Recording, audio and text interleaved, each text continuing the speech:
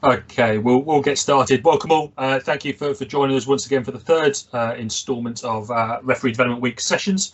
Delighted tonight to be joined by Dan Meeson. I'll leave the introductions for him to conduct later, but he's going to deliver, I'm sure, an excellent session around denial of an obvious goal scoring opportunity tonight. As we've done the previous two sessions, I'll hand you over to Phil to open the session for us. Good evening, everybody, and thanks for joining. I don't really want to repeat myself because there's a number of people on this that have done the last two sessions, which I thought were absolutely excellent. It's Cambridgeshire's idea to re-engage you as referees, particularly, with football starting in Cambridgeshire again fully on the 10th of September. I know you're going to be in a 10th of, I've got to get this right, 10th of April. It's been a long day.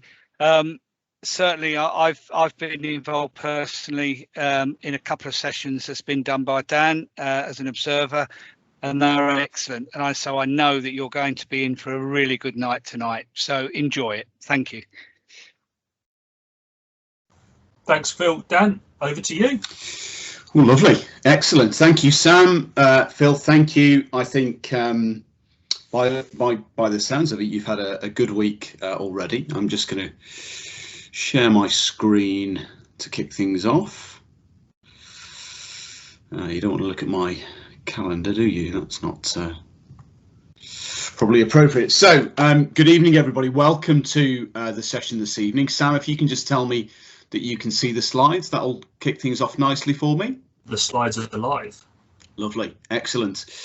Thanks for the introductions, chaps, and I think a warm welcome to all of you. Thank you so much for taking out the time on an evening where our temperatures have risen. We've got football on the TV, but all of you are still joining referee development content, and that shows me, it shows Sam, it shows Phil, and indeed the county that you are very much looking forward to reconnecting to refereeing, reconnecting to football. We've had a long period away from the game. We're all perhaps a little bit ring rusty, and it's sessions like this and sessions like last night, Monday, and the next couple of sessions that you'll have this week, which aim to sort of put you back into refereeing gear. I just want to say thanks to Sam, really, and to the county, because these efforts don't go without an awful lot of work, planning, organisation. They're not being replicated all over the country currently for a variety of different reasons. So a plea really from me to all of you as referees within Cambridgeshire to take the opportunities that your county are facilitating and providing, because to be in a county that still has refereeing and indeed referee development at the very forefront of their agenda, you're very fortunate to be in that position. So thanks to the county for inviting me tonight. I know you've had a great week so far. Let's see if we can continue in that form. Just a couple of housekeeping things from me. We will sort of take some questions and answers as we go, but I think if we can sort of store some of those up towards the end of the session, that generally works better. If you've got something burning that you need to sort of throw in, please throw it into the chat, and I'm sure if I can't pick that up, Sam will, and we can address it either as we go or towards the end of the session. It always helps technology if we keep ourselves muted and our cameras off. The exception to that, of course, is when you're giving some feedback, when you're giving some thoughts, views and opinions, specifically on some of the clips that we're going to go through later on. Two final things from me. I kind of have a rule that if you're in the room, you're in the room, and you give a view, you give an opinion. There's no right or wrong answer here. Nobody's trying to trip anybody up. I very much treat this as our referee training ground. This is where we learn. This is where we fall down, but this is where we pick ourselves up, because it's this environment where we make honest errors of judgment, so that at 3:05 or 11 or whenever it is in your first game back after lockdown, actually we're making the right decisions because we've been in environments like this. And finally, for me, just very important to reinforce, you must ensure that you can access the Google Drive that Sam reliably informs me that he shared with you 15 times already this week. It's in the chat facility. It will enhance your experience if you can access that for the clips. We'll still play the clips in the Teams application, but of course on occasion sometimes they can buffer a little bit and they can become a little bit distorted. Some people see them perfectly, some people don't. So the contingency is very much the Google Drive for you to look at those clips when we come to that point in the evening. So delivering on DOGSO. What do we mean by delivering on DOGSO? We've structured tonight into 3 key parts. Part 1, we'll look at very quickly the why, the origins of DOGSO, a bit of a history lesson coming up, how it came about, why it came about, what's our knowledge around that. Part 2, we'll look at the how, so the technical and non-technical considerations that we must consider when making DOGSO style decisions as a referee. And part 3 will be very much on the where and the when, applying our knowledge and judgment and some of the stuff that we pick up during the first 10-15 minutes of the session to a variety of DOGSO style match incidents. So 3 parts: the why, the how, the where and the when. So the why. Bit of a straw poll here, and we're going to bounce back to your leader. And Sam, I'm interested to know why people think DOGSO came about and how it kind of came about. Sam, who do you want to sort of select to kick things off? Who's the first volunteer? Let's go, Mr. Jake Dodds. Jake, good evening. Good evening, Dan. Good evening, Sam. How are we? Very good. Take it as a compliment. Always difficult to go first, but take it as a positive. Jake, why do we think DOGSO was brought about?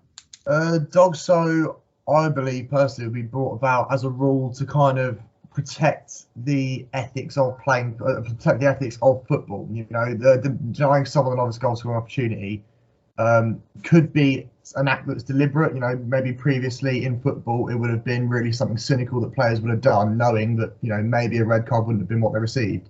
But nowadays they have the rule in place so that if you are to commit an act where you know, deliberately or not deliberately deny someone a chance to score a goal, you know, you get, you know, rightfully punished depending on the situation. Lovely. Thanks for kicking us off, Jake. As I say, never easy. Sam, a second view and opinion from your referees? Let's go, Mr. Guy Mulley. Guy, how do you follow that? Guy, good evening. Guy, just remember, if you're talking away, you need to take yourself off mute. Ooh. We need to go to a contingency, Sam. Let's go for a contingency. I'll scare them off, I think. Let's go for Cam Raymond. Cam, okay. Good evening. Cam's a little bit better with his speaker. Yeah, Cam, follow what Jake said. Why do we think DOGSO was? To be honest, I think he's hit the nail on the head. It can be unfair on a team can feel it's unfair if they've got a really good chance to score a goal and someone on the other team takes that away from them by doing something that isn't really fair. Okay. Cam, tell me, when do you think the sort of DOGSO law was brought in? Any idea? What, are we talking like a year? Please, that would be beneficial. I don't have a clue. Random guess, maybe about the 60s. 60s, okay. That's a bit of a broad guess. That could be 60 or 69, couldn't it? Okay, yeah. Let's move this on because it's interesting, and I hate to pick out any sort of mature member of the team tonight, and I'm not going to. I'm certain that Phil will probably remember the image that I'm sharing with you as we speak. Maybe even Chris Knowles will remember the image. But this is the 1981 FA Cup final. The yellow defender is Willie Young, who was playing for Arsenal at the time. The white attacking player is Paul Allen of West Ham United, ironically the youngest ever player to play in an FA Cup final. And in the 87th minute of the game, Willie Young upended Paul Allen, who was clearly through on goal, about to pull the trigger, about to shoot towards goal. The referee, who was George Courtney, one of our top referees of his day, could only issue a yellow card.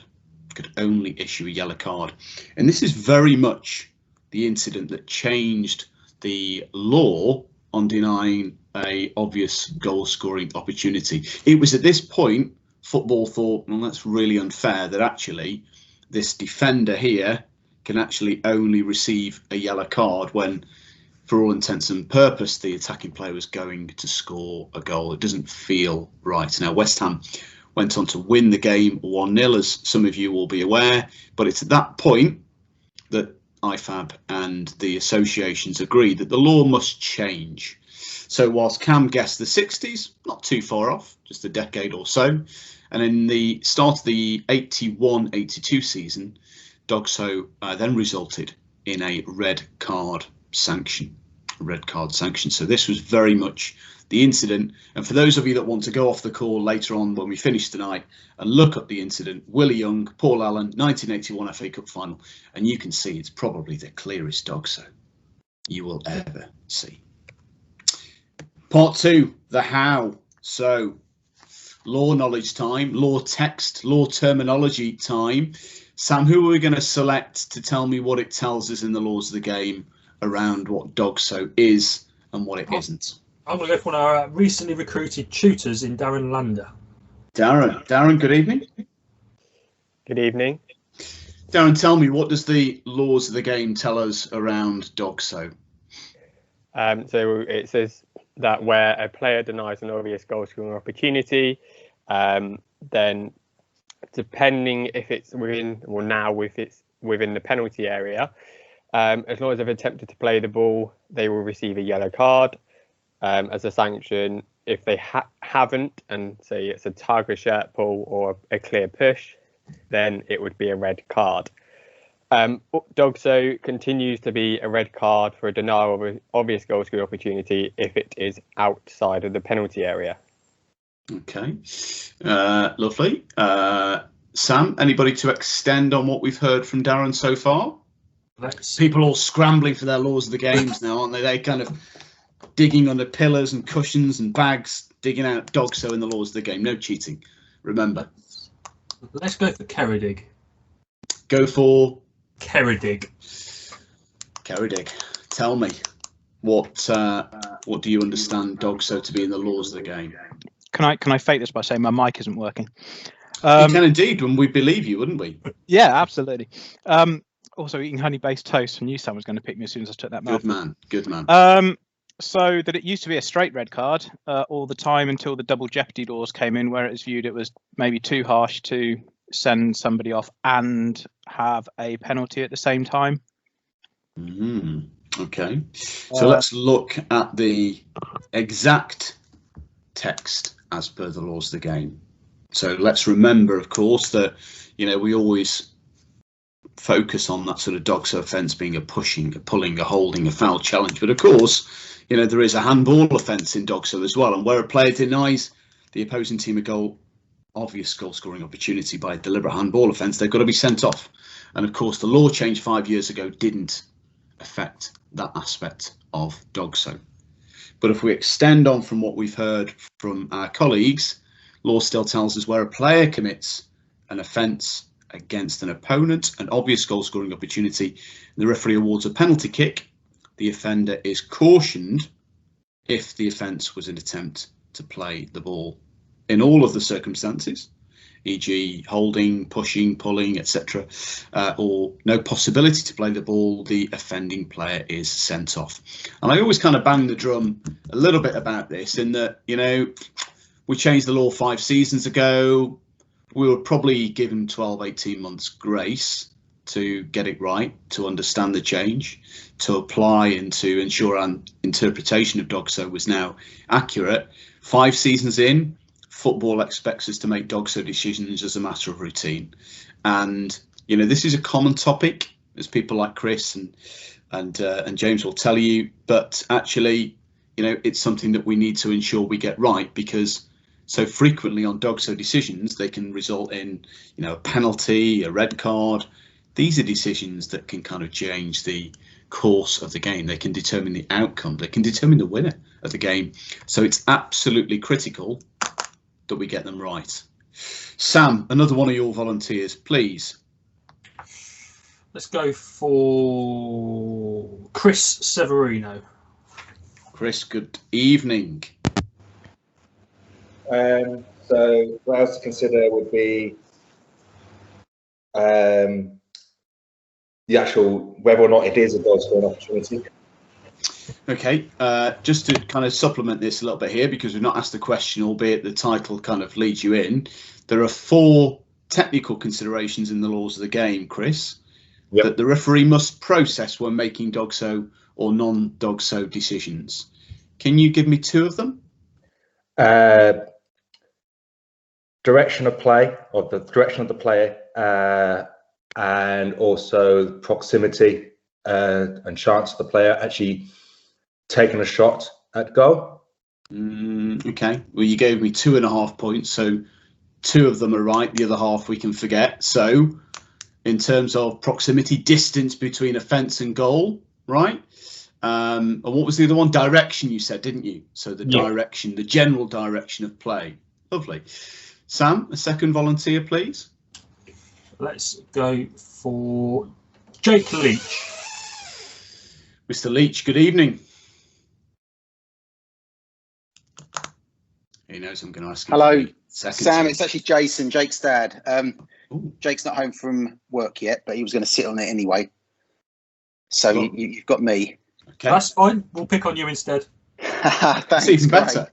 You've heard what we've said in terms of 2 of the 4 considerations. So we've covered off direction, we've covered off sort of proximity between a fence and goal. What do we think the other 2 are? So 1 is location of defending players. Is there anybody covering? Yeah, that's the 3rd one. And the 4th one? Oh, you wanted the 4th one. I thought I'd let it for someone else, but 4th one. Cool. Yeah, you've got me at the moment on that one. These are the things that, we specifically when we're working with referees to sort of senior level of the game or within FA Core, some of our Step 2 referees, these are the kind of things that must roll off the tongue when you make DOGSO style decisions. We need to think about the distance between the offence and goal, the general direction of play, as we've covered, the likelihood of keeping or gaining control of the ball. That's critical. That has to be the first thing. And the location and number of defenders. Okay, so we got 3 out of the 4. Not bad. Starter for 10. Apologies to James and Chris and Sam in that they've heard this probably 20, 30 times before. But the easiest way to remember this is 3 Ds, 1 C. Distance, direction, defenders and control. Okay, so a little bit like, Chris Knowles' A-level results. 3 Ds and 1 C, very, very easy to remember in the heat of battle. Distance, direction, defenders, and control. Useful diagram to consider here, because of course the wider the angle of attack, the further away from goal, the less obvious a clear goal scoring opportunity is denied. Okay, so red, how many goals do we see scored in this kind of red position on the field? Is it impossible? No, of course not, but is it unlikely? Yeah, probably. So the further out we go, the further the sort of obtuse angle created, actually, it's less likely for it to be a goal scoring opportunity. Now, as we become in field, of course, it becomes more likely. So we get into that sort of amber yellow zone. But of course, what we're looking for in terms of our DOGSO decision making is very much in that sort of green central zone. General direction of play. So remember, not impossible in yellow and red, but unlikely. In green, big box ticked in terms of where it's occurred on the field and the general direction of play. What we will do is just share this sort of content with Sam to disseminate out to you after the session as well as the recording. So DOGSO decision time. We've got a number of DOGSO clips that we've shared in the Google Drive. We need to watch the clips very, very carefully. We need to reflect, discuss in your own mind on a piece of paper the following sort of key points, and then be prepared to share some views with myself, the team, and all of your colleagues around what your decisions would be and what we see in each of the clips. Provide me with a brief commentary, explain what you see, exactly what happens. Does the offence meet law and the sort of 4-part criteria? Remember, distance, direction, defenders and control. What are the sort of notable observations and thoughts that you might have on the referee's decision and what action they take? What was good, maybe what you could do differently, what you might do better and why. And that all important 4th question, what's your decision, given the fact that you're able to watch it a couple of times? I'm going to play it a couple of times on screen. Sam, who's going to be the first person that's going to offer some feedback? The first person is going to be, through the list, Sam Jones. Sam Jones. Okay, so I'm going to play the clip on screen, but we're going to go to, if you're going onto the Google Drive, we're going to go onto the very first clip, clip number 1, DOGSO 1. I'll play it on a couple of times, and then when I restart speaking, then Sam's going to give some thoughts. Get a foothold back in this game after what?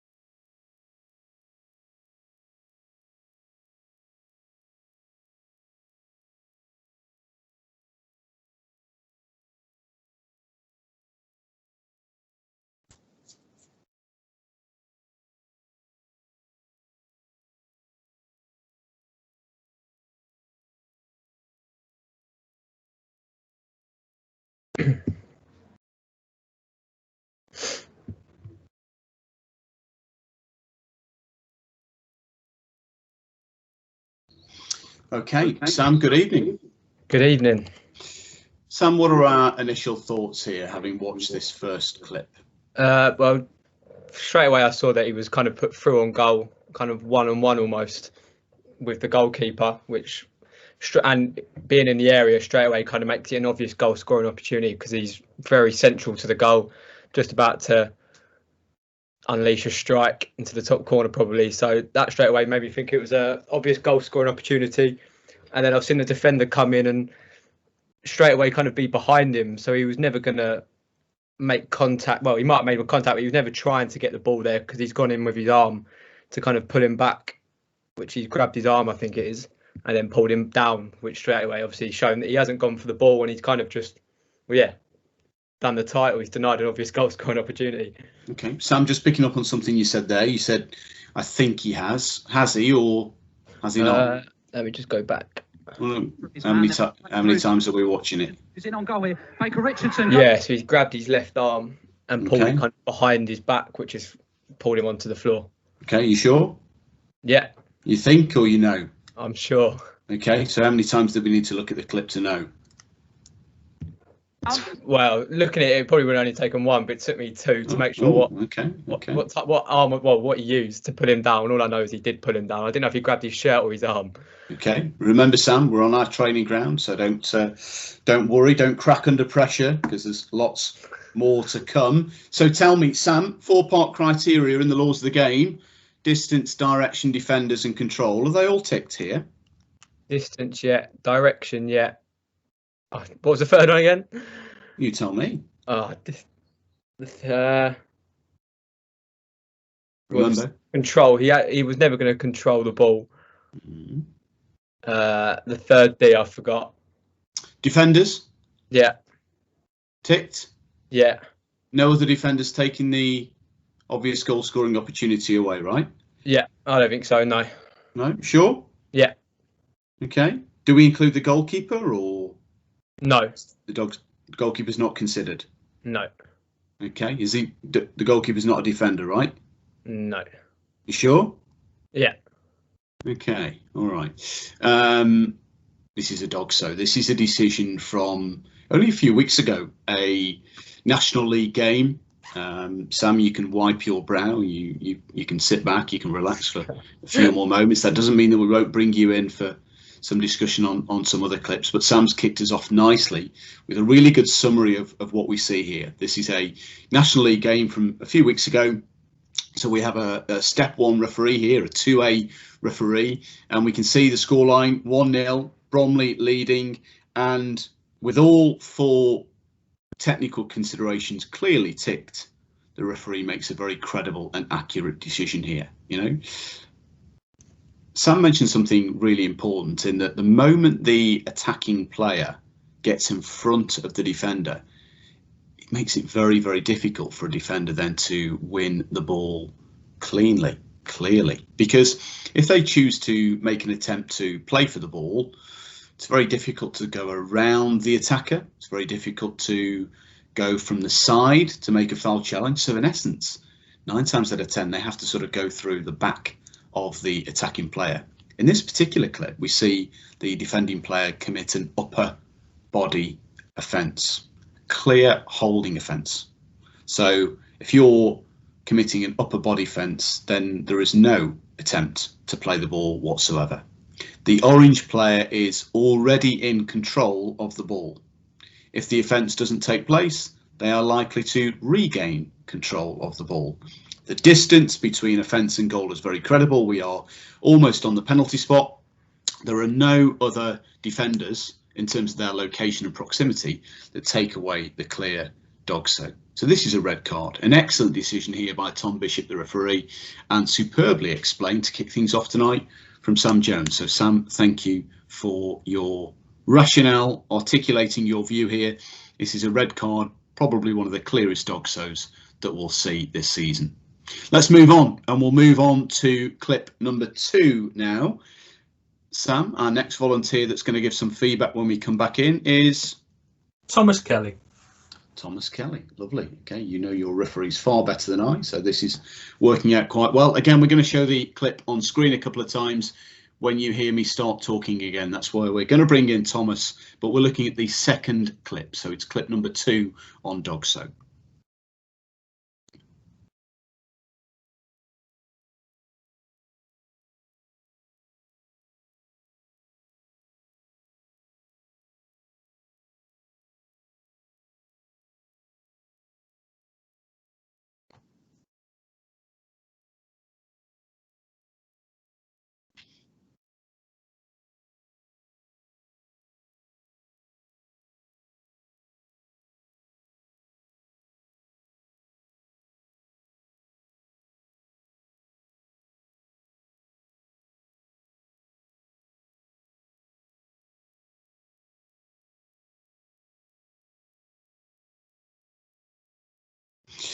Thomas, good evening. Hello. Thomas, good evening. Hello, can you hear me? We can hear you. Can you hear us? Yes. Good, excellent. What's your decision here? Well, in terms of the clip, the ball is played forward and Purple ends up running through on goal, clear of the outfield players. He then taps the ball past the defender, past the keeper, and is in a position to, and will run onto it and tap it into an empty net, except for the fact the keeper then brings him down. Okay. Quite often, I think when you have this decision where the keeper goes down at the sort of feet of the attacker, it's sort of it is a genuine attempt for the ball.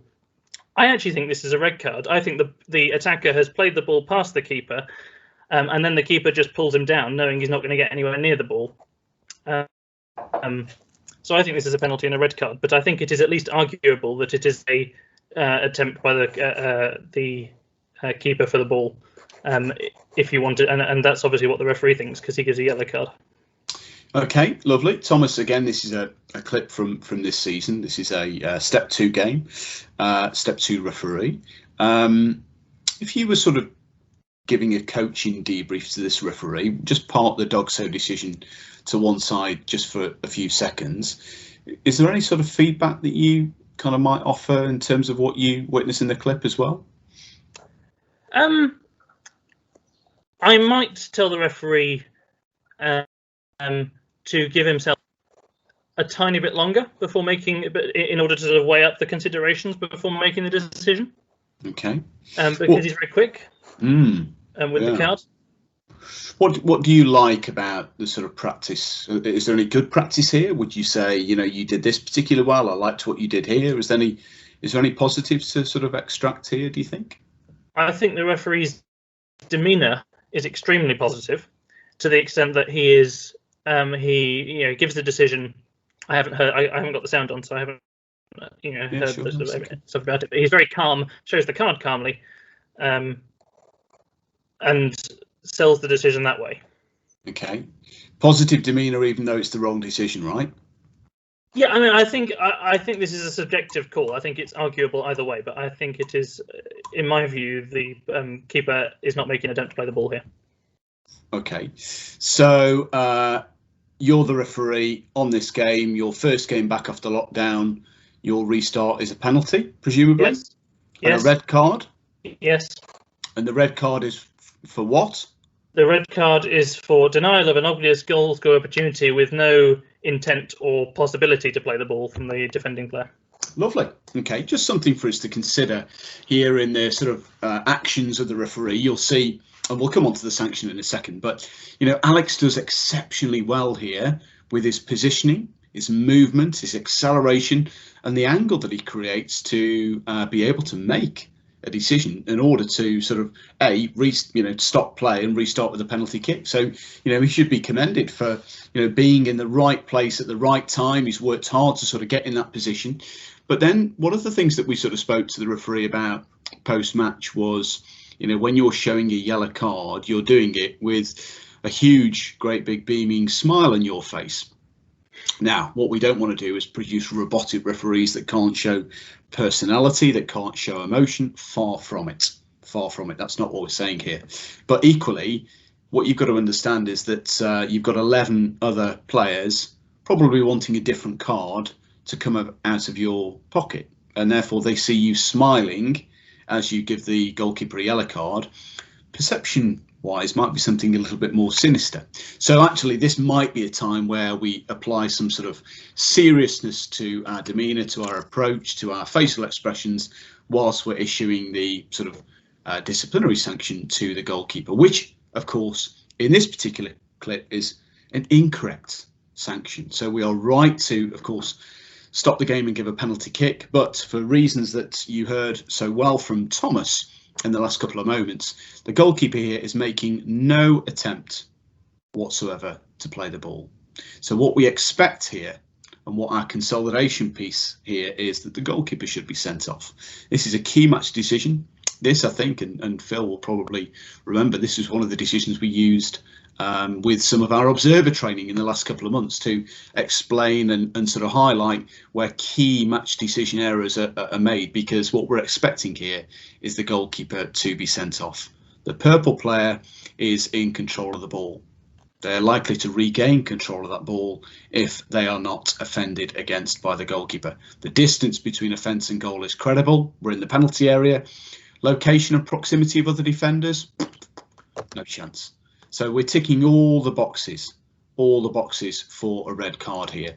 The goalkeepers, certainly in the first season, perhaps thought that they were immune to red card offences and could still throw the kitchen sink at any kind of challenge in the penalty area. We have to be really careful not to interpret what the goalkeeper has done in this particular clip as a genuine attempt to play for the ball, because as you see, the purple player pushes the ball around the goalkeeper, only then to be very clearly hauled down to the ground by the goalkeeper's actions. So correct outcome in terms of a penalty kick, incorrect sanction. We expect red here and not yellow. Thomas, thank you. Let's move on to clip number 3. Sam, who are we picking out for this next interesting clip? We're going to go for Rob Goodyear. Rob Goodyear, okay.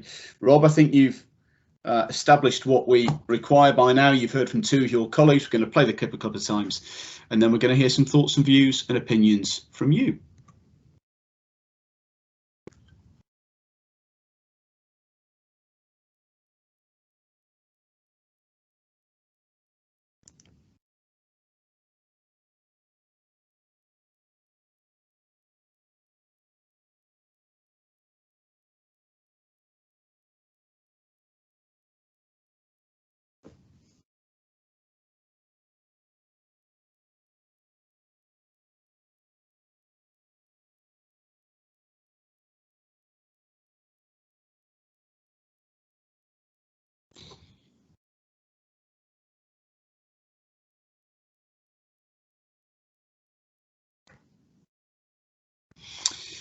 Rob, good evening.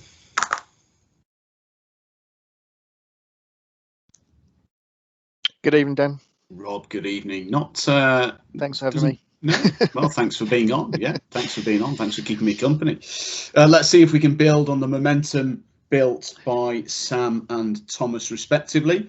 Again, a clip from this season. It's interesting because I go through these clips and I have to work out, but then this season it's quite easy to work out because of course there's no fans in, right? So clip from this season, step 2 game, Hampton and Richmond versus Dulwich Hamlet. What are we expecting here? Okay, well,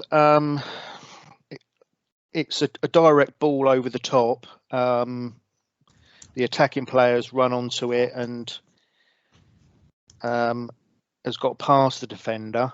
There was a touch, actually. I did notice there was a touch, but I thought he touched the defender. But anyway, the game carried on. It was obviously a deliberate foul. Now, I'm just looking at the actual distance of the player and the direction.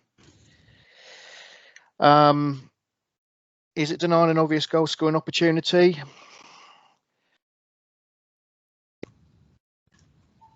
I would say no, because I can see from the area that attacking player is coming in, there are defenders running back in front of where that attacking player is. I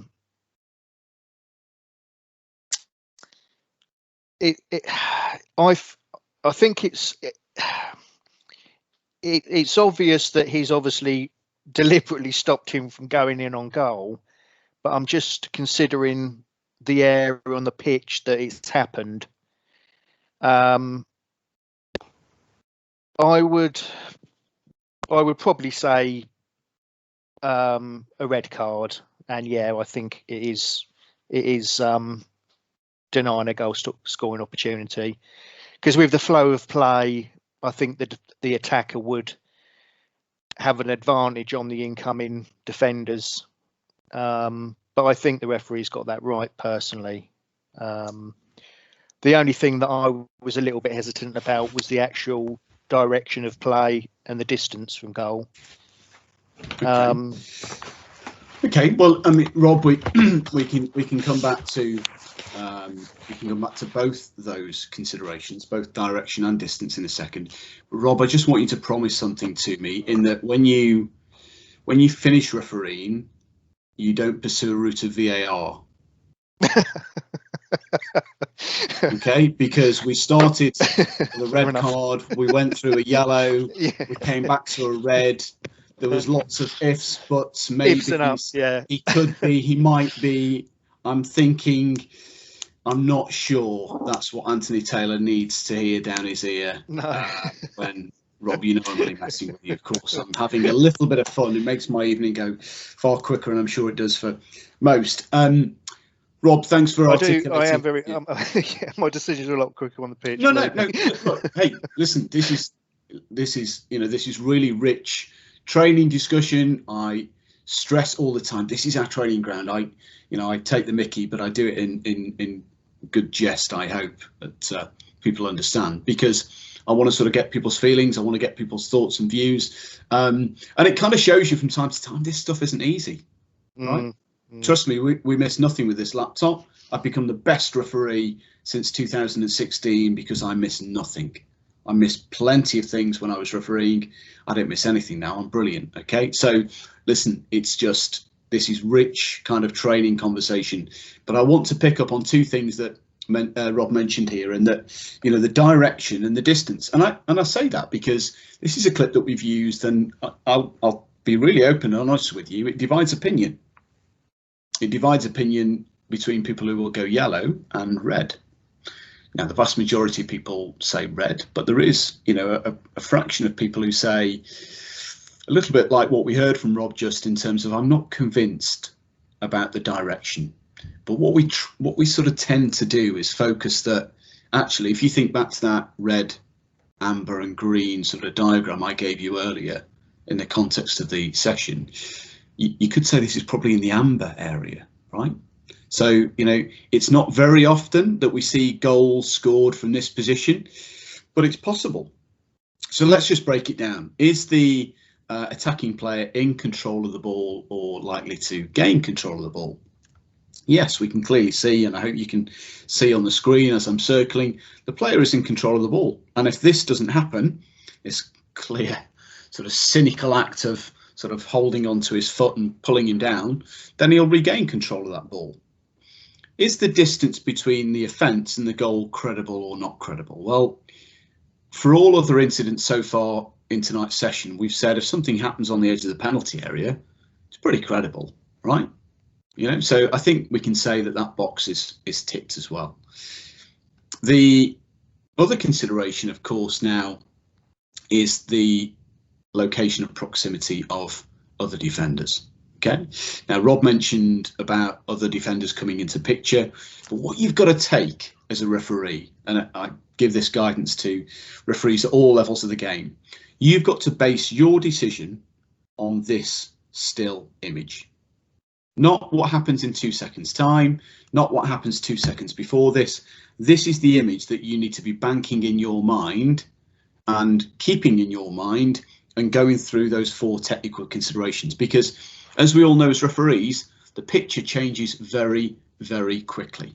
And you might think, oh, blimey, there was some covering defenders there, but were they there at the point of offence? And I pause my presentation strategically now because this is the point of offence. So is the attacking player in control of the ball? Yes. Is his distance credible between offence and goal? Yes. Is he going into the general direction of goal? Yes. You know, where else is he heading? He's an attacking player. He's not heading away from goal. He's heading towards the general direction of goal. Remember the wording and the exact wording in the laws of the game. General direction of goal. The only consideration you have to make is the location and proximity of any of the defenders going to take away that clear and obvious goal scoring opportunity. And if you're a referee that's looking at this clip and thinking, yeah, they do for me, then you have to go yellow. You can't go red, because all 4 of your technical considerations need to be ticked in order to send off the defending player here.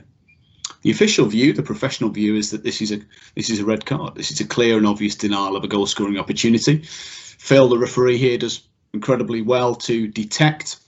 He's in a credible position to detect in the first place, and he goes through those technical considerations very, very quickly. But it's not an easy decision.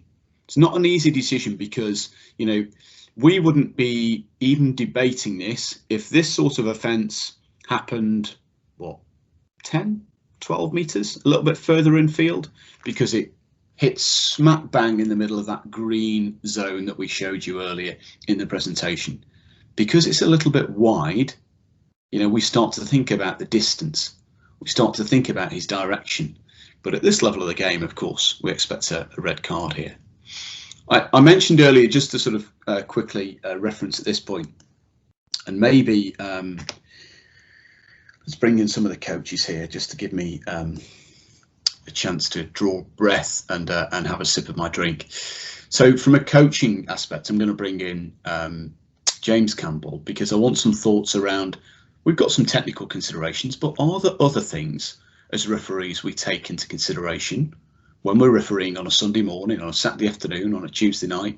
Are there other things in the game that we need to be thinking about as to whether something is DOGSO or not? James, good evening. I don't believe James is with us tonight, but Chris is instead. Oh, is he not? Oh, my mistake. I'm so sorry. Well, Chris is as well. Chris can be an able deputy for once in his life. Chris, coaching wise, do we think about anything else, or is it just clinical, distance, direction, defenders, control?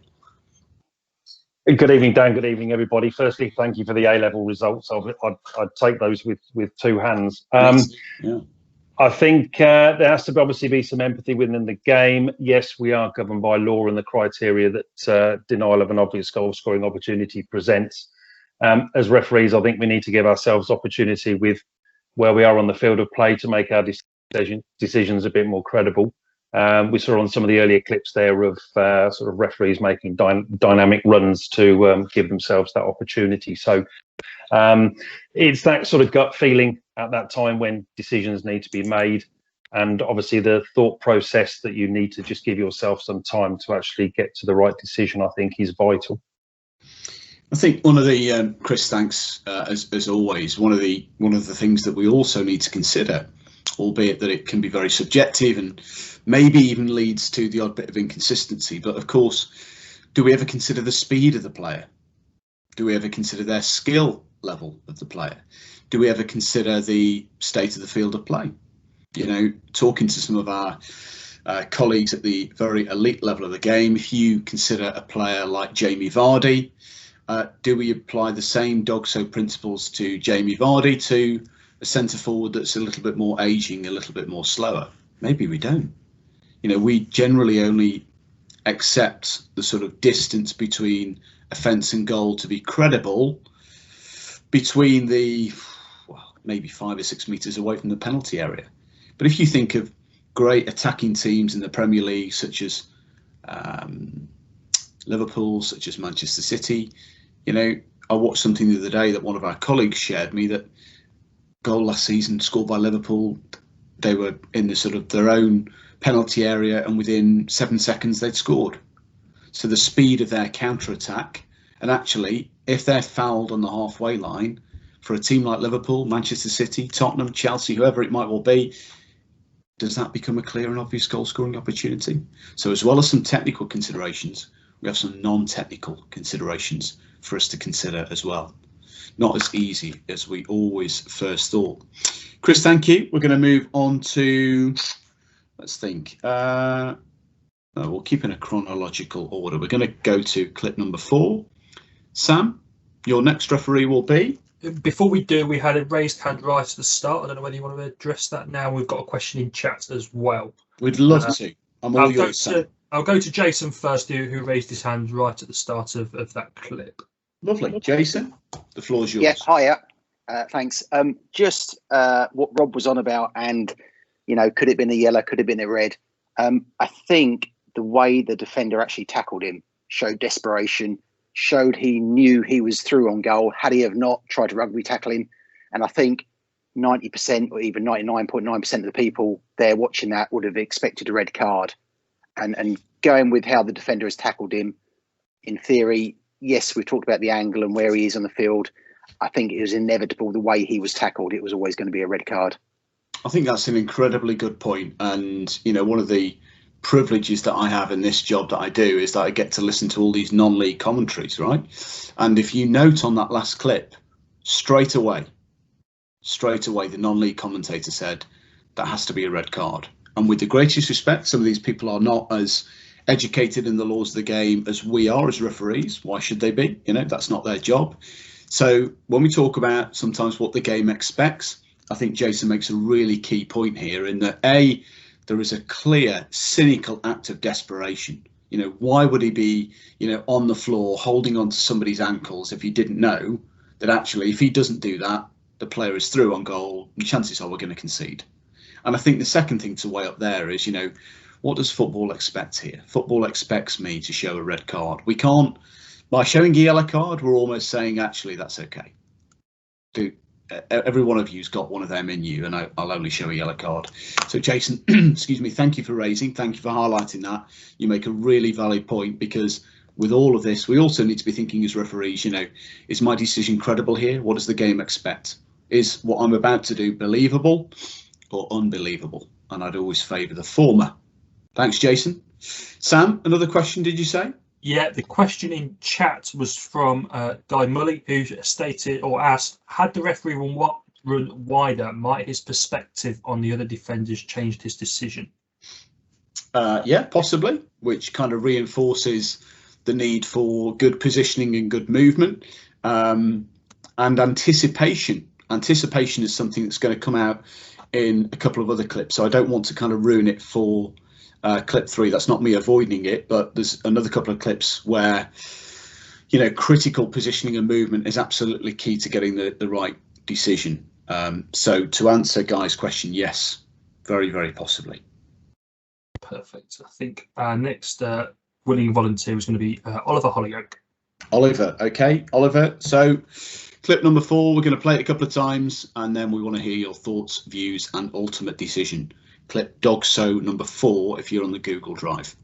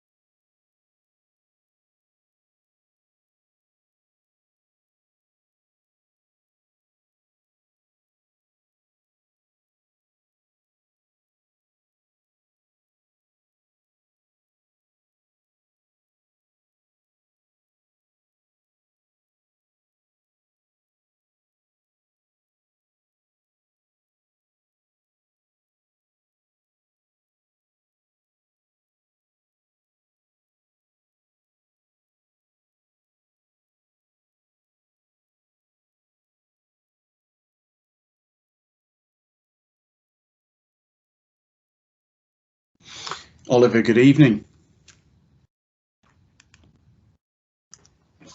Good evening, how are you? Yeah, very good, thank you. Very, very good. What's our gut feel here, Oliver? So I'm thinking that's the correct decision. I'd go for DOGSO and red card as well. I feel like it definitely pulled him back. And from where you've stopped that video just there, if we're going through sort of the 3Ds and the C, he's definitely got control of the ball. I know he's sort of played the ball through, but he's got space there and has control of it. Defenders, he's the last man there. So apart from the keeper, there's no defenders there about to stop him. Distance, I know it is a little bit further away from goal, but I still think that's within, for me, that zone where that can still be classed as a DOGSO. And then direction as well. And again, it's slightly direction away from the goal, but not enough that it changes my decision at all. And it still ticks all 4 boxes for me. Okay, Oliver, thanks for kicking us off there. So tell me, with the touch that the red attacking player has at the time of being offended against, it's quite a heavy touch, isn't it? Yeah, it is. So it's put some speed on the ball, and it's put some distance now between the attacking player and the ball itself. Are you convinced he's going to regain control of that? I believe so. Okay. Don't favour the goalkeeper or anything now? No, I don't think so. I think he'll still just about get to it and get to it. Yeah, he'll get to it and get a chance to have a shot on goal. Okay. Oliver, tell me, can you see my screen? Yep. Okay. So what about this? What about this guy here? Seems fairly sort of fit, lean, fast. Yep. Got a good chance of some intervention here. He probably would, sort of maybe later on, but I think we've got to look at the point where the red attacker is going to get to the ball, and I still feel like the red attacker is going to get to that ball first. If he takes a couple of touches, then I believe that yellow defender might get to him. So he might get to him if sort of the red attacker takes a couple of touches and delays things, but I still don't think he's close enough. Okay, because I'm the defending team manager, and I'm coming to you after and saying, this guy here, he's rapid. He's the fastest in our team, and I know he'd have got that before that player gets to that. Why have you sent my player off, Mr. Referee? I still go with what I'm saying, where I don't think he's close enough, and I don't think you can. Again, you've literally only got a second or two to make this decision, and like you said about in the elite matches where you're looking at the player and their speed and or like how fast they are or whether they're a little bit slower, we don't know. We might not know that, so we can't base that decision on assumptions. Very good. And Oliver makes a good point here in that we must work on facts rather than assumptions at this level of the game. And I use our example from the elite level to sort of give you a little bit of insight. You've got to bear in mind that referees are refereeing these teams at the elite level 6, 7, 8 times a season. So they know the players, they know their capability, they know their pace, they know their power. You don't know this defender from Adam. You don't know this attacking player from Adam. You may have refereed these teams before, but it's unlikely that you've got the level of detail required to make an accurate judgment. So we work on the facts. And as Oliver has done here in breaking everything down, is the red player in control of the ball? No. But is he likely to gain control of the ball if he's not offended against? Absolutely yes. He, factually, is closer to that white leather spherical thing than him, or him. So it's box ticked. Running towards the general direction of goal, distance between a fence and goal credible. Other defenders, no. Try as I may, Oliver was insistent, confident, stuck by his decision to say this is a red card for these reasons. And for that, we must commend him because we support the decision. We expect a red card here. A yellow card would be a surprise, and there may be a difficult conversation post-match. Oliver, excellent. Sam, any questions at this stage from anybody else before we sort of move on to the last few clips? Nope, nothing in chat. Let's move on to, we're going to skip a clip and we're going to go on to clip number 6, DOGSO 6. Sam, your willing volunteer that you're nominating is? Paul Bradbury. Paul, okay. So remember, Paul, again, we'll play it on screen, but if you're on the Google Drive, you're looking for clip number 6, DOGSO 6.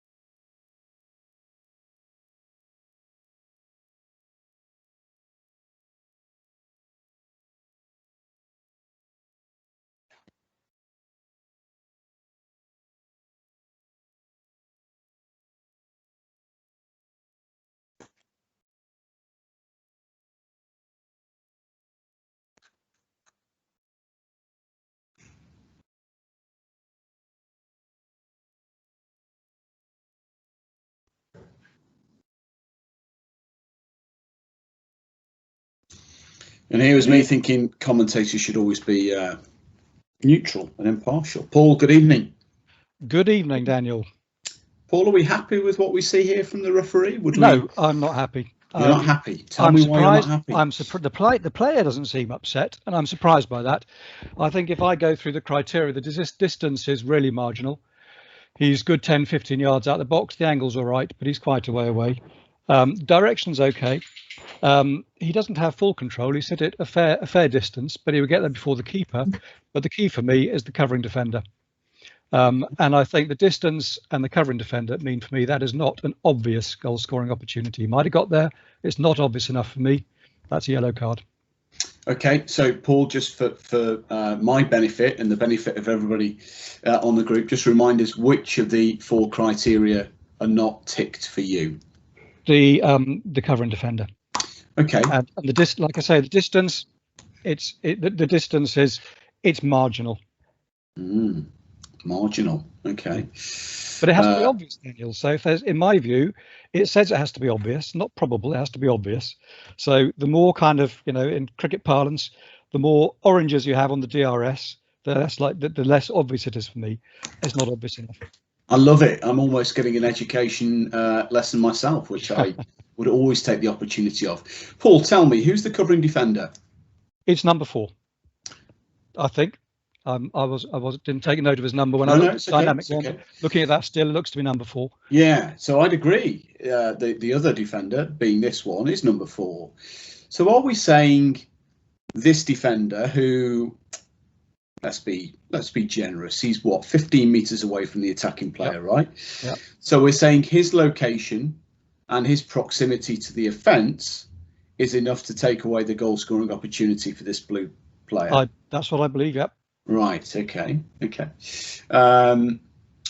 All of the 3 boxes ticked for you here, or are we still? Well, he didn't have control, but he would have got there first.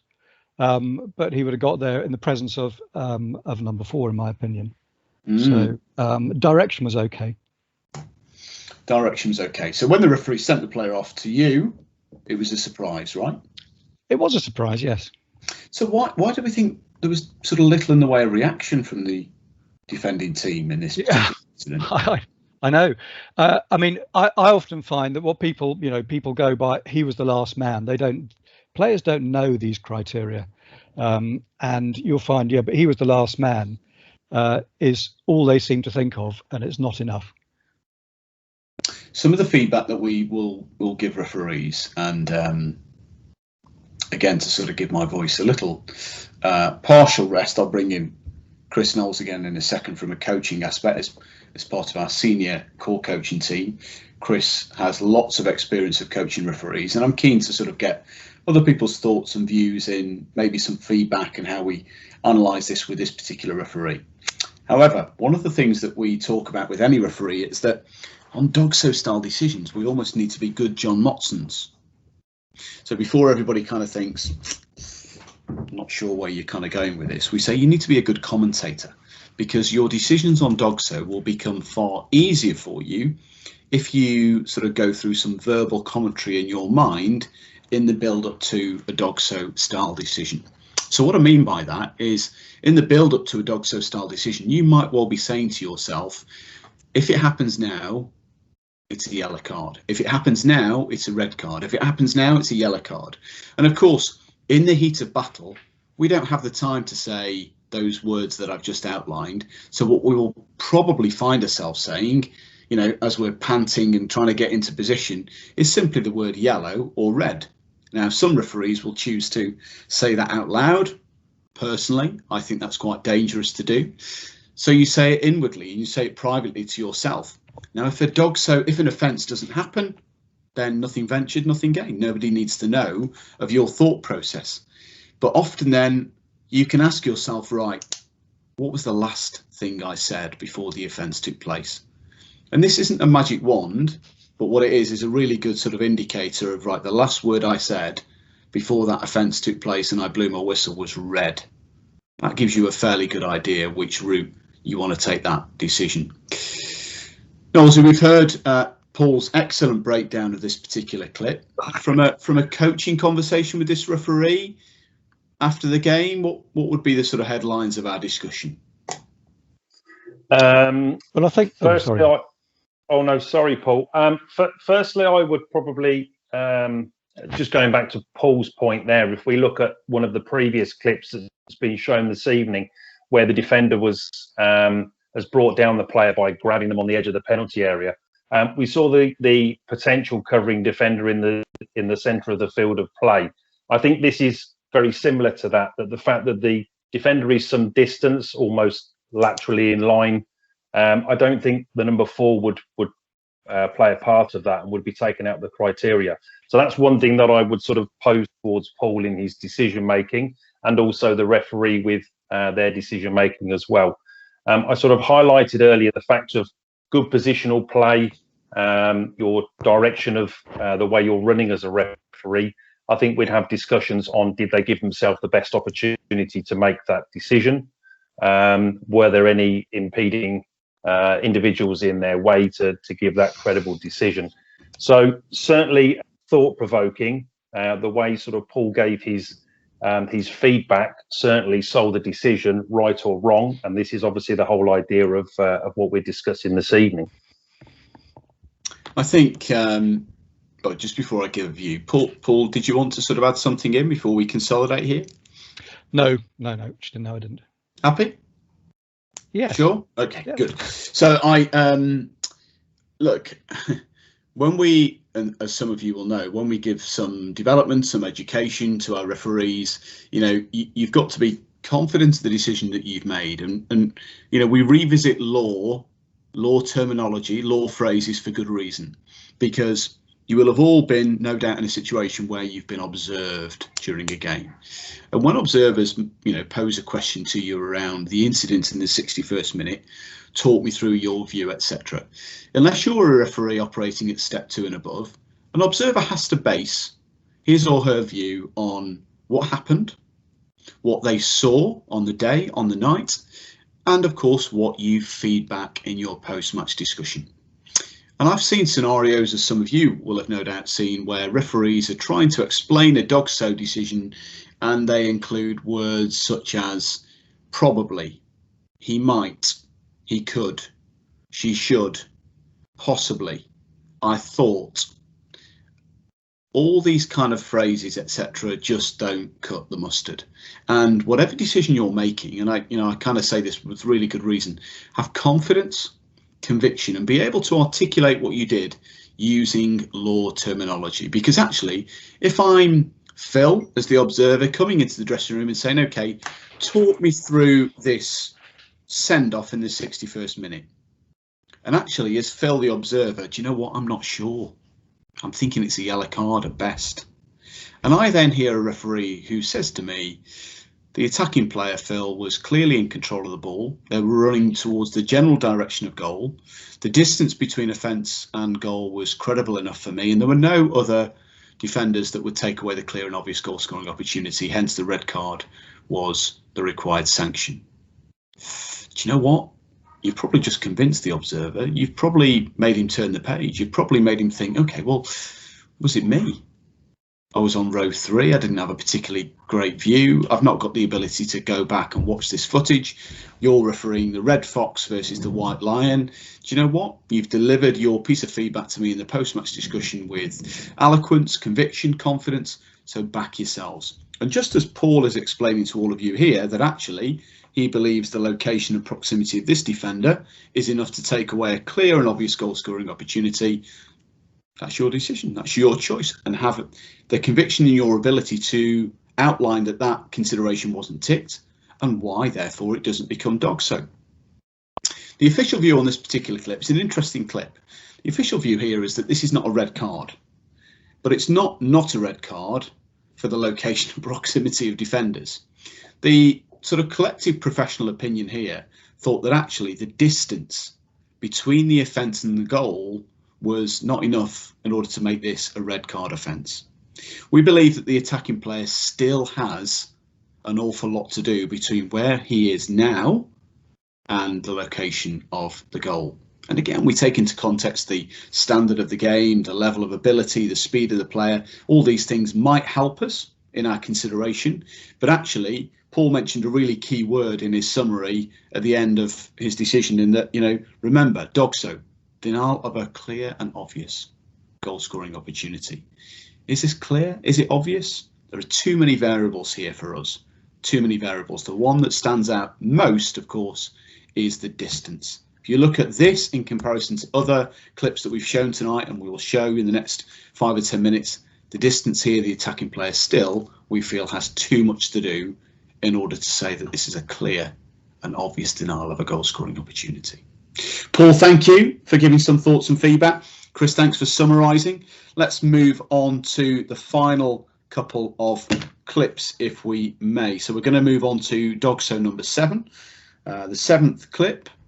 Sam, who are we going to go to? I'm going to go for Craig. Craig? And does Craig have a surname, or are we just calling him Craig? Morris. Craig Morris. Craig Morris. Craig, this is all yours. Let's watch it a couple of times and then be prepared to give some thoughts, views and feedback.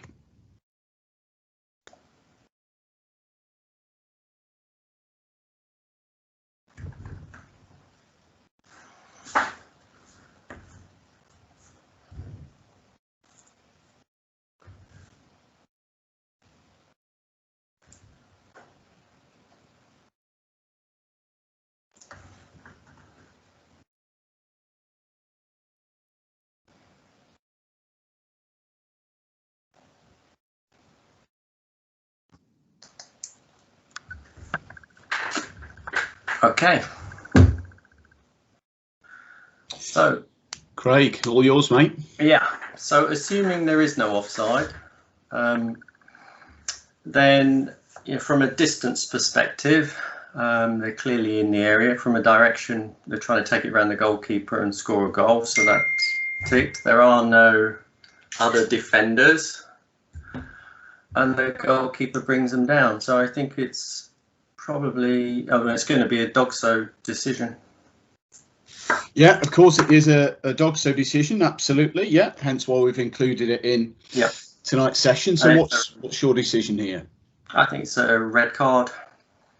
Okay, this is interesting. So let me just get this absolutely clear in my mind. In the previous clip, Paul was saying that the location and proximity of the defender number 4 was enough to take away that clear and obvious goal scoring opportunity. He was at best some, bear with me here, Craig, right? He was at best, what, 15, 16 metres away from the attacking player. Here we have a defender who's probably, what, 4 metres away from the attacking player, 4.5 metres away from the ball, and he's not a consideration. No, and with the other clip, it wasn't actually the defender that made me think that's not a red card. It was actually the distance from the goal. But here, I think the distance it's probably past the penalty, or it's on the penalty spot, is it? Or pretty close to it. And he was trying to go around the goalkeeper. So I think he would have had control of the ball and been able to score, and that defender wouldn't have had the opportunity to stop the goal. Okay, so we're happy that the referee stopped the game and given a penalty. The card coming out of your pocket is what colour? Remind me. Yeah, mine's red. Okay, why red and not yellow? Because it, to me, it's, denied an obvious goal scoring opportunity. But it's the goalkeeper, right? Yeah. So he's just making a genuine attempt here, surely. Yeah, it's almost why the law was changed, wasn't it? Yeah, yeah, it is. It's a double jeopardy law. Yeah, IFAB didn't want goalkeepers sort of sent off really, because then it's kind of, well, it almost becomes triple jeopardy, doesn't it? Because they get, you know, a penalty, goalkeeper sent off, and a goal scored. So, yellow card consideration here, or you? Yeah, fair point. Yeah. Okay, listen. Don't always agree with me, right? I'm kind of testing the water here to assess whether you think what that goalkeeper did was a genuine attempt to play for the ball, given that the ball is, what, 2.5 meters away. Not a very good attempt then, is it? No, my first gut feeling was red card, because it didn't really come close to the ball but took the player. But actually you're making me question it and want to re-look at it. That's my job, Craig. Yeah, but you are making me reconsider that maybe they did attempt to play the ball, and you know, I'd like to relook at it again. But my first reaction when I watched it, when my name was called, was that it was a red card offence and that they didn't play the ball or make a good attempt. They actually brought down the attacker. But very observant, Craig, at the start to say that an offside may be a consideration. We can't, of course, tell, can we, from this message whether the attacking player was offside. No. I think you should trust your gut instinct here. And it's something that, of course, Sam and people like Knowlesy will tell you I say a lot, in that, you know, you're all good referees. You're all very good referees. And 99 times out of 100, your gut instinct as a referee is going to serve you well, because you wouldn't be operating at the level you're operating at if your gut didn't serve you well. So I think in this clip, Craig, you're absolutely right to trust your gut feel here, because when you break it down, is the yellow player in control of the ball? Is he likely to get? Yeah, that's ticked. Distance, credible. We're in the penalty area, right? Direction, he's going in the general direction of goal, of course. And, you know, it is only the impact that's now almost kind of pushing the ball slightly to the left. Yeah. That yellow player can get that ball before any other defender. The question we have to ask is, you know, is the goalkeeper making a genuine attempt, or is he just thinking, out of the kitchen sink and let's hope for the best? This is a clear upper body offence by the goalkeeper. There is absolutely no attempt to play the ball whatsoever. So expectation here, penalty kick, sanction, red card, because it ticks all 4 boxes of our technical considerations. And, you know, it reinforces that need.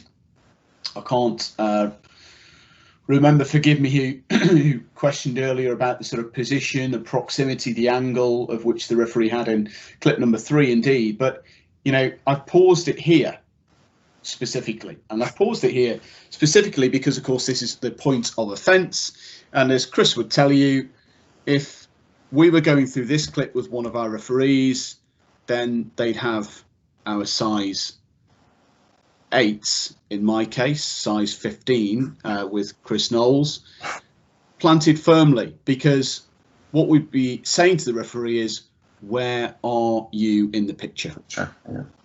So when we freeze key match decisions like this, we really need to see the referee in the picture, because, of course, the higher up you go in refereeing, the demands, the expectations never get lighter.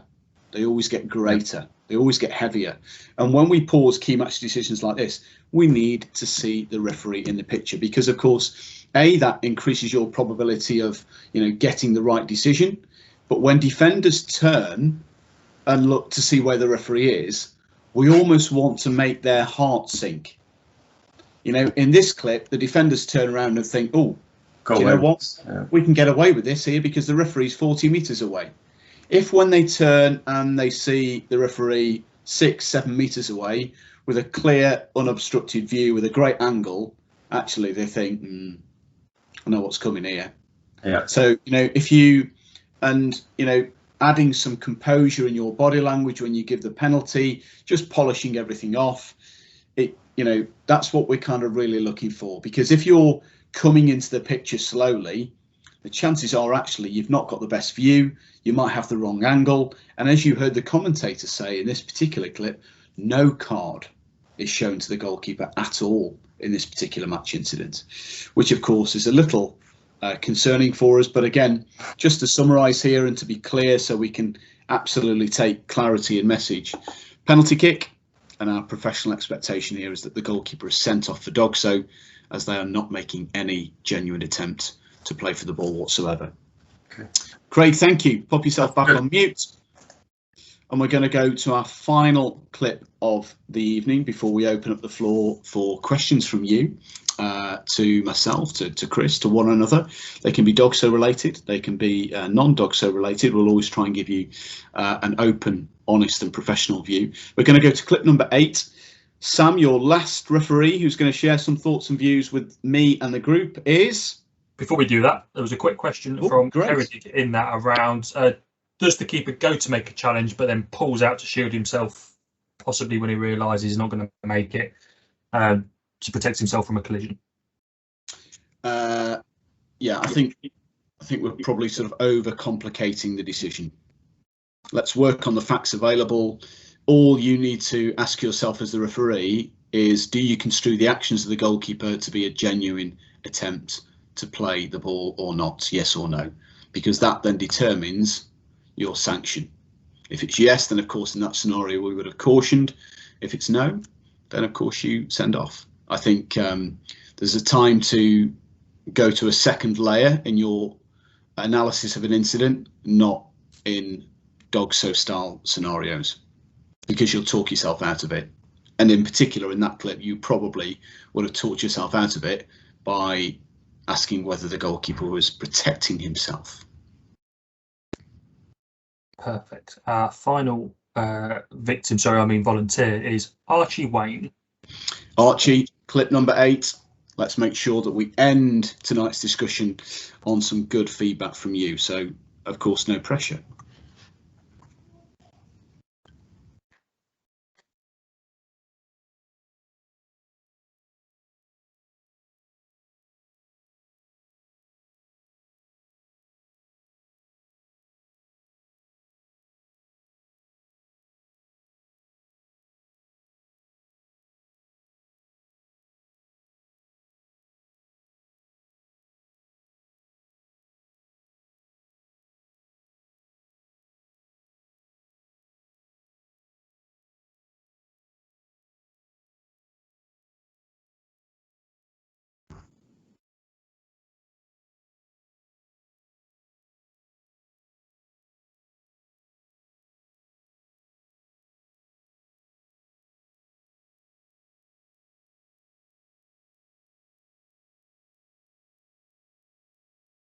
Archie, what do we think?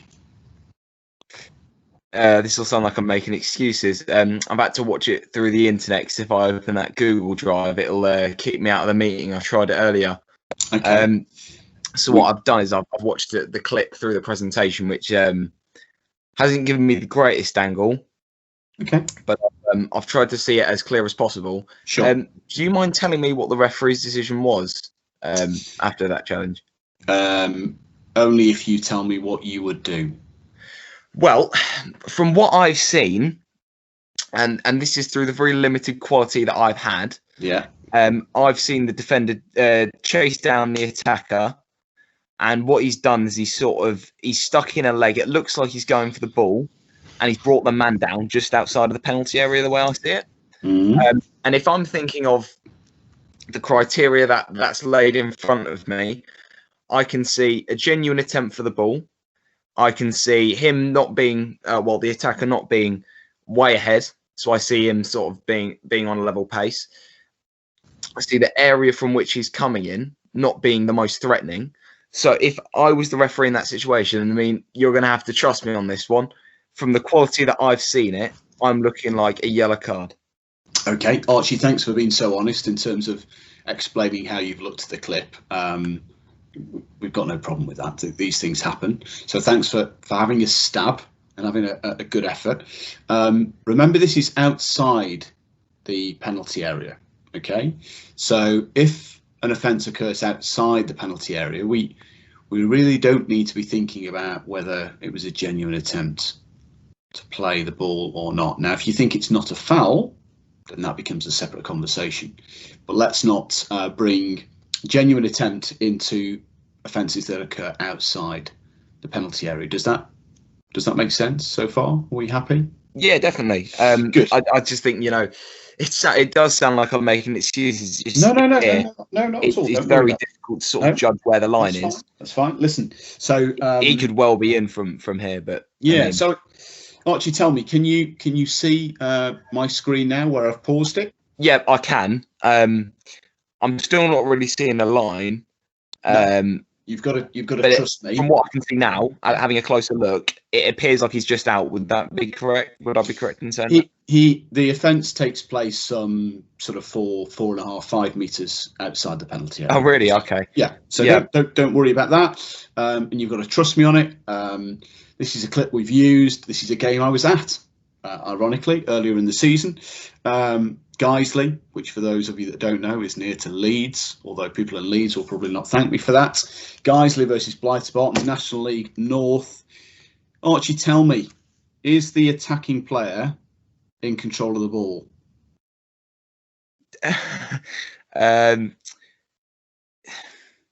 From here, it looks no. However, I would assume to get in that position, he would have to have the ball at his feet.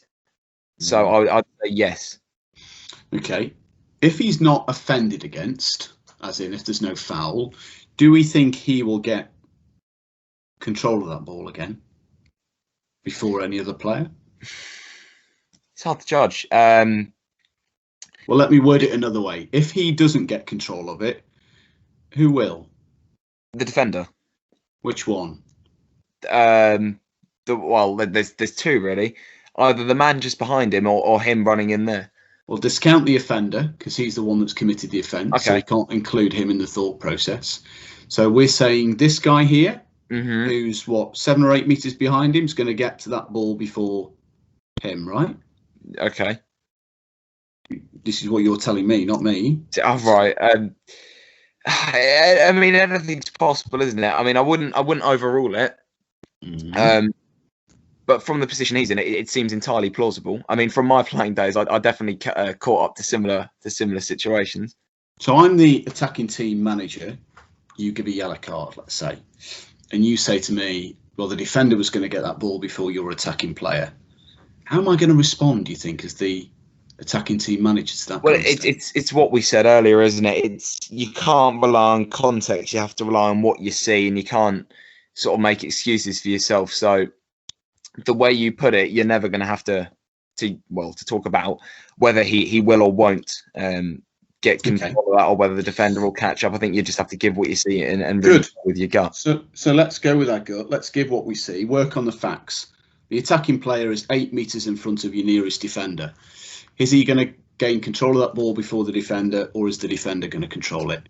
All day he's going to gain control. The attacking player. Okay, so we've got control ticked. What about distance?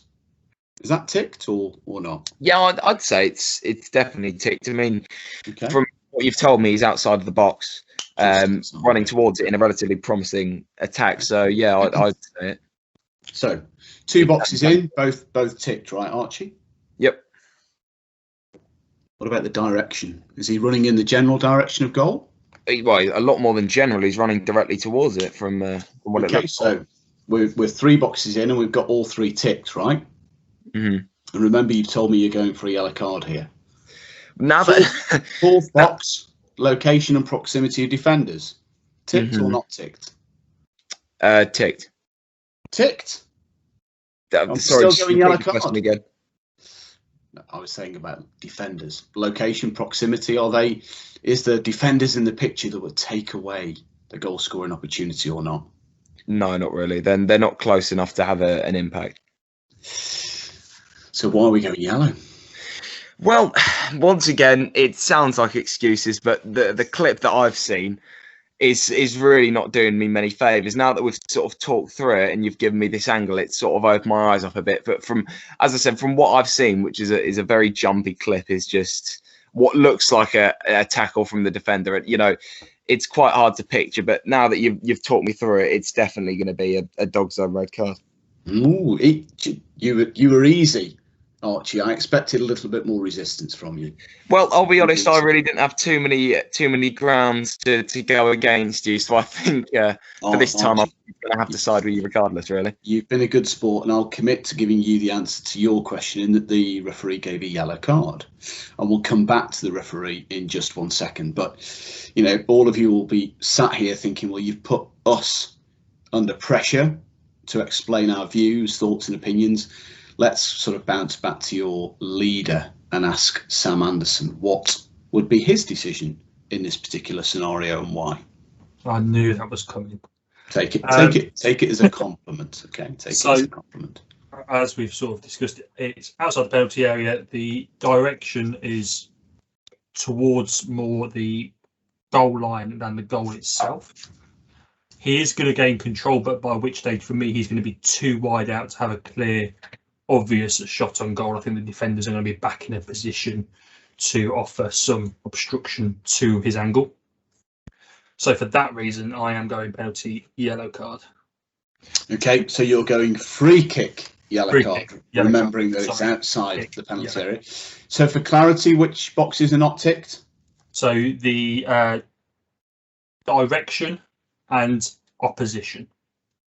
Okay, so direction and location and proximity of other defenders. Okay, this is a really this is a difficult clip. Let's just stay with Sam here. Sam, if we're debriefing the referee, was there anything else in his body language, his mannerisms, what you saw him do, not do, that you would ask him to reflect and consider?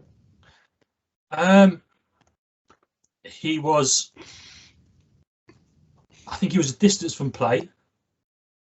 I think he was fairly narrow on the decision as well. He's coming from the touchline behind, so he's very unshot onto it. He's not created himself much of an angle from what I can see on the image.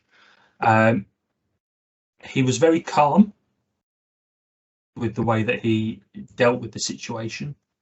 I think the main thing for him is possibly his angle on it is fairly narrow, not giving himself the position on which he can come to a decision, although I agree with his decision. Just flicking through a slow motion. He's sort of, other than that, I think he's fairly happy. One of the things that I said to Mike, the referee, Mike, after the game in discussion was, you know, regardless of your decision, one of the things that you see the referee do is he points on 3 occasions to the corner flag. Yes. And I kind of said to him, why did you do that?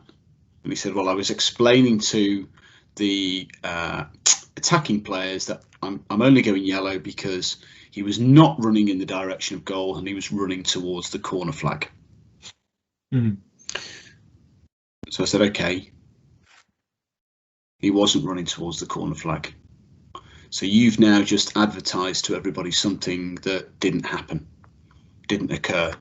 There is serious questions over direction. There is questions over distance. There are big questions over control and likelihood to regain control.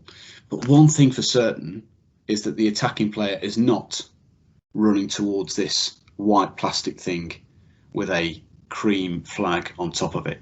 So be really, really careful. And we can apply this to any decision. It doesn't have to be a DOGSO decision.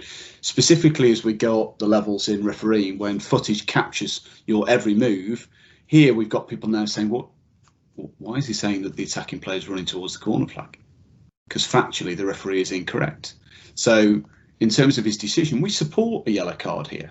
We absolutely support a yellow card here, because remember what Paul mentioned in clip number 6, it has to be an obvious goal scoring opportunity. And for us, for reasons as that I've just explained to you in terms of distance, direction, the likelihood to regain control. And what we mean by that is that you can see the ball is travelling at great speed. It's not sort of travelling towards the sort of centre of goal. So by the time he regains control of that ball, what then location and proximity to the other defending players have at that point?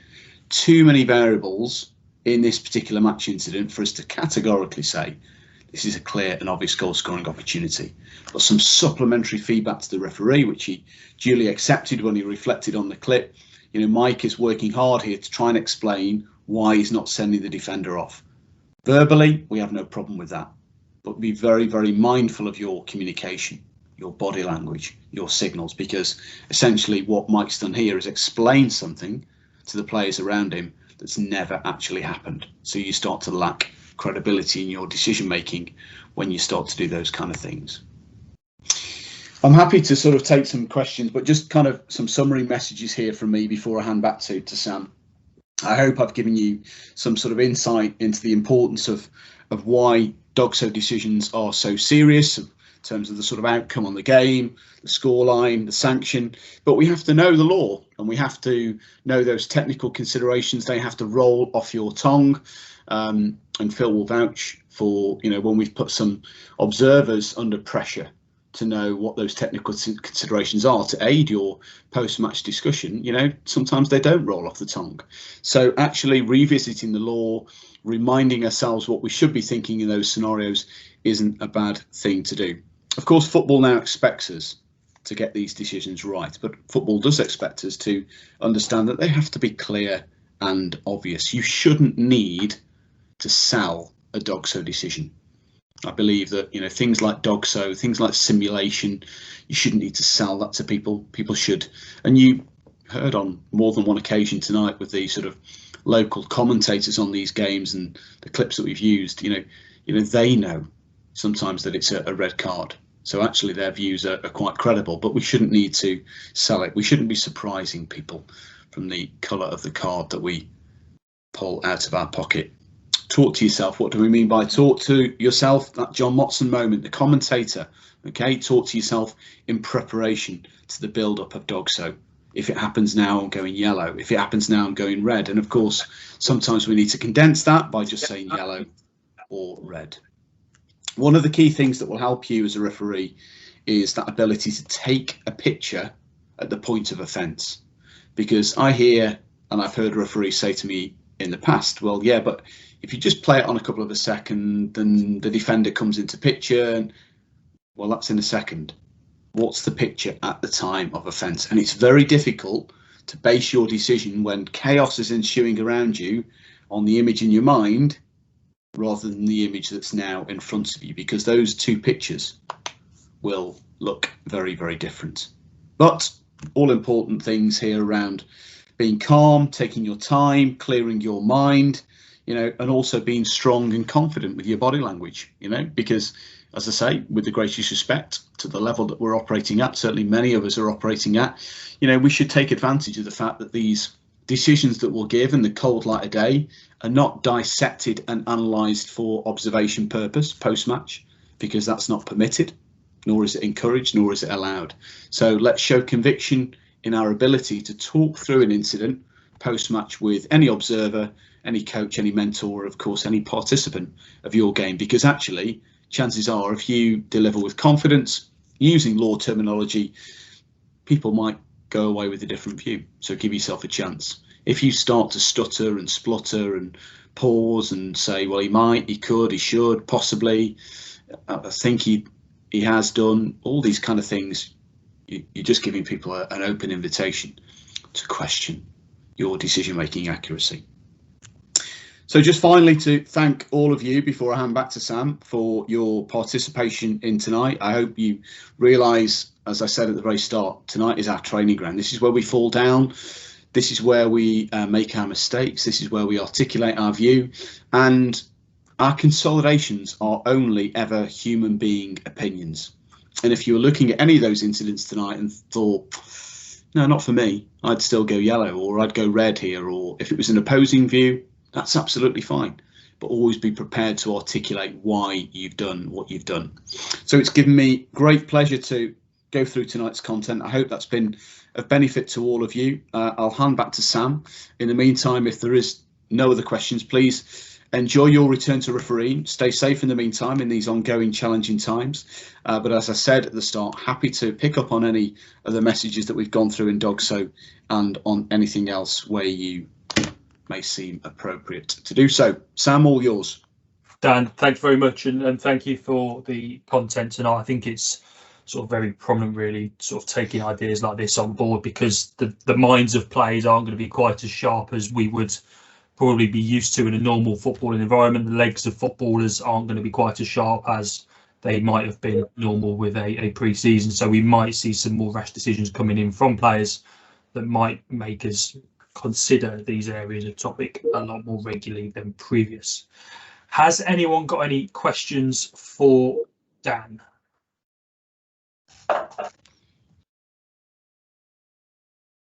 No? It looks like you've got off there, Dan. Looks like everything's come across crystal clear and they fully understand everything. If anyone has got any questions, I'm sure similar to previous sessions, Dan won't mind hanging on for 5 minutes in case there's... Oh, Jason, sorry. Fire away, Jason. Unmute yourself and fire away. Yeah. Sorry, thanks, Sam. Hi, Dan. Am I getting feedback somehow? We can't hear any. You should be good. Okay, that's probably just my end then. Sorry, obviously, one of the clips we talked about distance from goal on the DOGSO. So just sort of so it's clear in my mind, if, for argument's sake, the attacker gets pulled down in the centre circle, effectively by the last defender, yet he is almost half a length away from the goal, are we saying that's potentially not a DOGSO then? What do you think, Jason? I would say yes. Because why? Because effectively there is no one else near him. Argument's sake, let's say he is the last defender.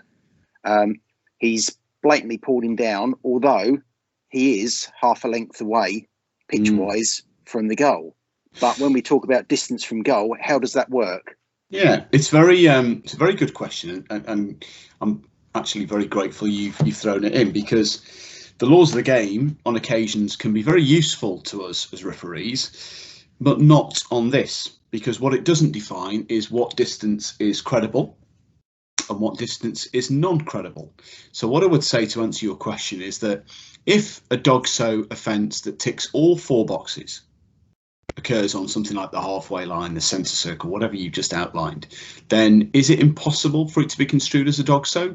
Absolutely not. But it's unlikely, because what you've got to consider is that this is where you probably have to sell issuing a red card.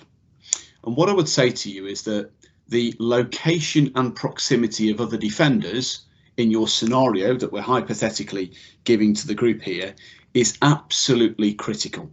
Because what you've got to bear in mind is that you're essentially saying that, let's sort of drill this down. The attacking player still has another 45 metres to run. He or she still has an awful lot of work to do before they can have a clear and obvious goal scoring opportunity. Because what you've got to remember is, how many goals this season have you seen from the halfway line? That's a question for you, Jason. Okay, yeah, sorry, just click back in. Yeah. Not many, right? Not many. No, but again, we're hypothetically thinking that someone's going to get there, or he's going to trip up, or something's going to stop him. And so this is why, for me, my honest answer is that you've got to be absolutely certain that there is such a gulf in distance between the other defenders and that attacking player that everybody looks at it and understands that the only outcome here is a red card. Because if you have the slightest doubt, then my practical advice would be that perhaps football's expecting a yellow card. If you are very clear that the location and proximity of all other defenders to that attacking player that's been offended against on a halfway line is sufficient distance, then the boxes are ticked. you send the player off. So it's a scenario that's not totally impossible, but all you're doing, what you've got to think is the further away you come from goal, the less likely it is that somebody has a clear and obvious immediate goal scoring opportunity, because they've got so much work still to do. Sure. And so what I was thinking of, not putting you on the spot, say the last couple of minutes, the team has sent everybody up for a corner, and you've got one attacker, one defender on the halfway line, like you may have, and that ball is cleared through to that attacker, and then that attacker is pulled down. Then we're saying, because the location of everybody else, that would be a DOGSO. Yeah, you've got to you apply exactly the same principles. I don't want to drag up old incidents, but there was a really interesting. Don't ask me why I remember stuff like this, but maybe it's part of my job to do. But there was an interesting incident about 3 seasons ago. Charles Breakspear was the referee. The game was Fulham versus Middlesbrough, I think. Fulham versus Middlesbrough tends to ring a bell. And there was a DOGSO decision to make, not on the halfway line, but 20 metres inside the defending half, for that exact scenario that Jason's just given. So everybody's come up for a corner, including the opposition goalkeeper. An attacking player has then fouled some 7 metres from the edge of his own penalty area. So now this attacking player doesn't have 45 metres to run. He has around about 70. And Charles decided to send him off, showed a red card. But of course, what football was saying was, can you guarantee that from 70 metres from goal, this attacking player has a clear and obvious goal scoring opportunity? I'm not sure we could. So if the statos in you want to dig it out, I'm sure you'll find it somewhere on YouTube. If I've still got it, then I'll share it with Sam and you can see, just out of interest. Great. Thanks, Dan. Thank you for that. Pleasure. Thank you for asking the question. Very good. Like it. Perfect. Thanks, Dan. Thanks, Jason. Ultimately, massive thank you again to Dan tonight for taking time out of his rather hectic schedule to share his wealth of knowledge and experience that Dan has to offer every single one of you. I don't think there's been a session yet that Dan's delivered where I've not come out learning something new. So if you ever do get the sessions where the Dan runs an opportunity to attend, then grab them by both hands and delve into his fountain of knowledge that he does have, as well as Chris knows his trainers. Ultimately, we've got 2 more sessions left this week as well. We're joined tomorrow night by 2A referee Alan Dale, who is going to give us some sessions on effective communication, which can really help us when we're potentially looking at those DOGSO situations and understanding even further how we might communicate alongside that, before finishing off with Dan's FA colleague in Farai Hallam, who's going to be delivering a session around dealing with difficult parents, players and coaches, which again could be quite prevalent with the return to football on the 10th of April. Both of those sessions will start at 7 o'clock and the links for those are on the previous emails. But if you can't dig those out, then drop me an email, drop me a text, and I will get those circulated once again.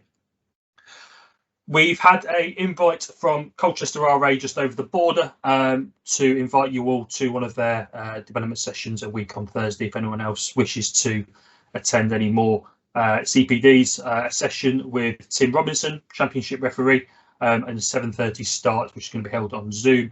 Those details will be sent out early next week, but it's another opportunity not to be missed, and sort of thankful for Colchester RA for inviting you all along to those sessions to build on the knowledge that you've picked up on this week.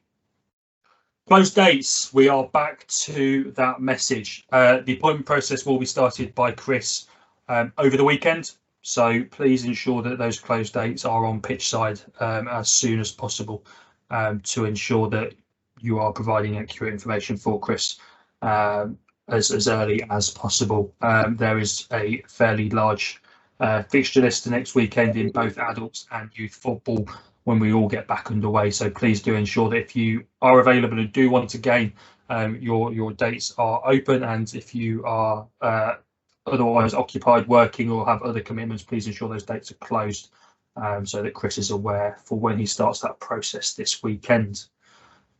Finally, from ourselves, if you are concerned about returning to football at any stage, whether it be due to COVID or other reasons, then do get in touch with us. Either drop us an email or complete our quick office form where a member of the team will get in touch with you directly to discuss those concerns with you, and hopefully alleviate those concerns or find a way to work with you to ensure a smooth transition on the return to football with that.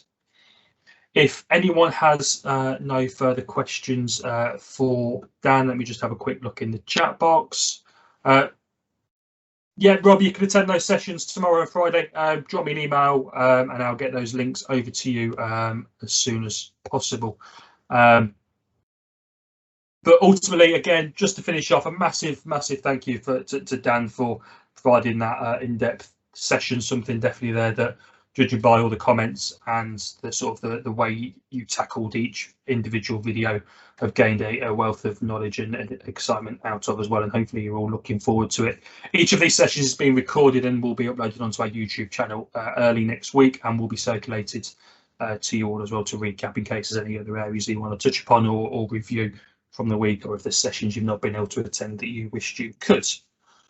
On that note, I will let you all head off and enjoy the rest of your evening, and look forward to seeing you all tomorrow